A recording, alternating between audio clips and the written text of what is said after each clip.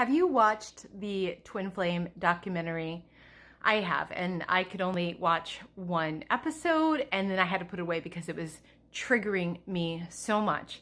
Because as a tarot reader, there's not a week that goes by that I don't have a client who comes to me wanting to know if the person who's married to another person, or the person who now won't get back to them, or the person who's ignoring them, or the person who abused them, or the person who abandoned them, is in fact their twin flame and soulmate.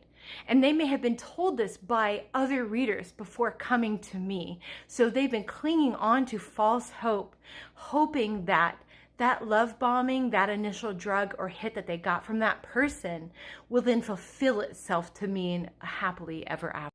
But here's the thing, the chemistry that comes from those twin flame and soulmate contracts is actually the chemistry of often repeated unconscious childhood drama that often you don't notice until way down the line.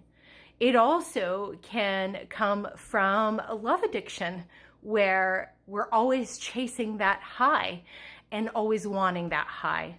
And it often is the tactic of the narcissistic abuser. And for me, just metaphysically speaking, my universe is not so stingy with love. Like, no way. Like, if you miss that boat, the universe is going to send a boat right on its tail. That the universe to me is regenerative, kind, forgiving, forbearing, creative, endlessly renewing. There is never hope lost. There's never this idea that if you miss that person, you're doomed to be loveless for the rest of your life. Like, how terrible is that? And really untrue.